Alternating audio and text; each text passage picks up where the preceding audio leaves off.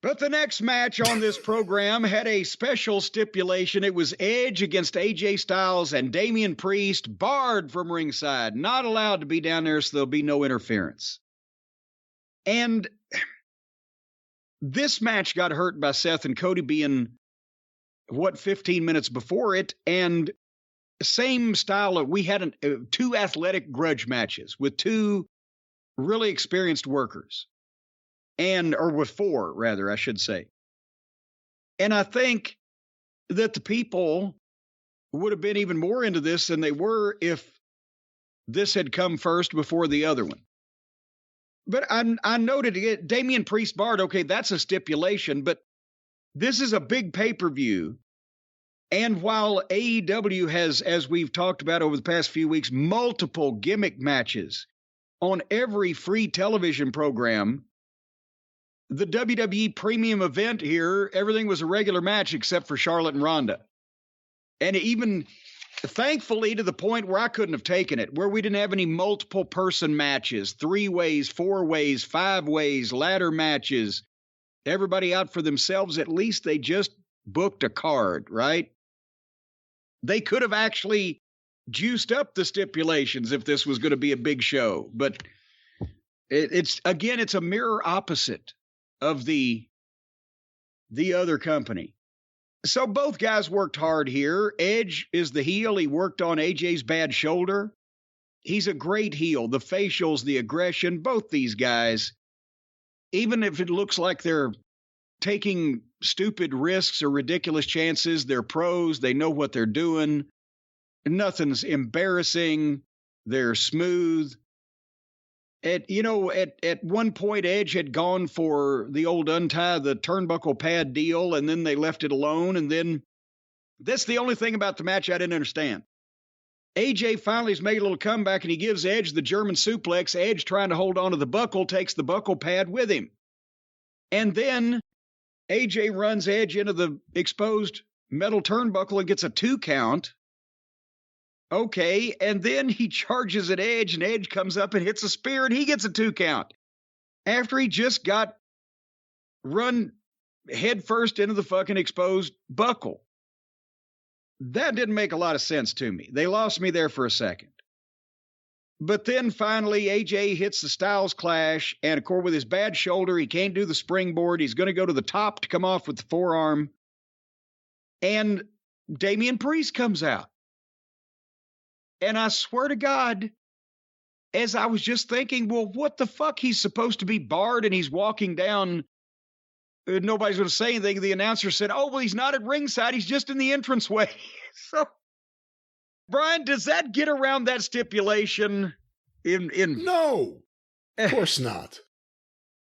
But then barred from ringside, but he's allowed to be anywhere else in the arena? He's allowed to be in the aisleway. He just can't be ringside. Well, you didn't bring that up beforehand. That's like you're allowed to all you can eat at the buffet in 6 minutes. Well, you didn't mention that. But anyway, here comes Finn Balor out to tackle Priest, but they fight into the ring and back out of the ring. And I'm just, what the fuck? And this wasn't a no DQ match. But anyway, somehow during all this, AJ's been on the top rope. A figure in black comes out and knocks him off the top rope, and Edge gets a crossface and turns it into a sleeper and chokes him out, and Edge wins the match. And I'm thinking now, again, the figure in black has been done and overdone, but as the figure gets into the ring and kneels down and genuflects to Edge and then takes off the mask, it's revealed that it's Rhea Ripley. Hold on.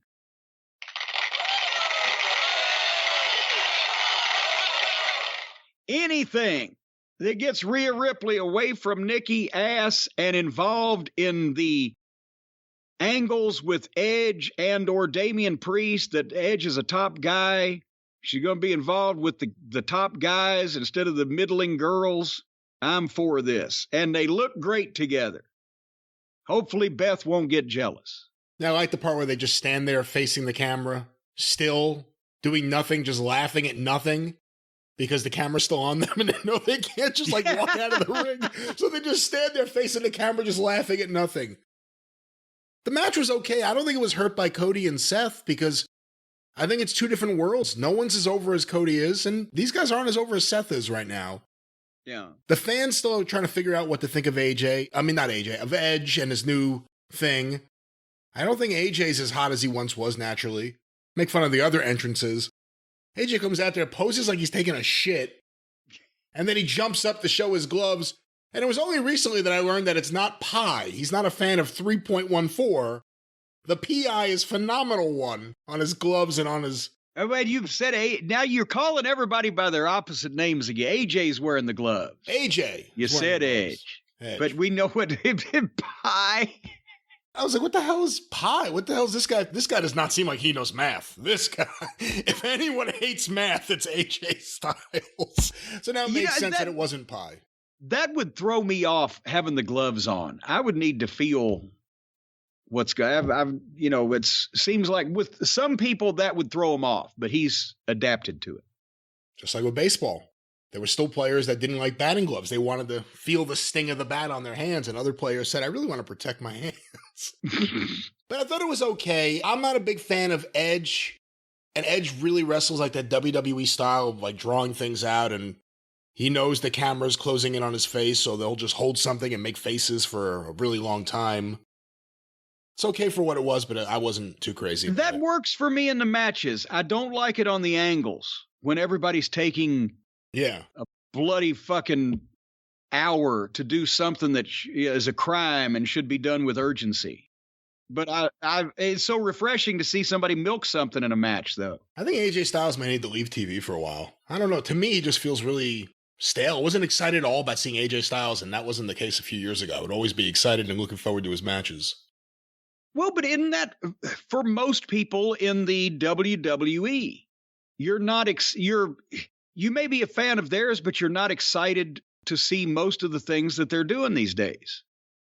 Whereas in AEW, they've got their fans interested in their people.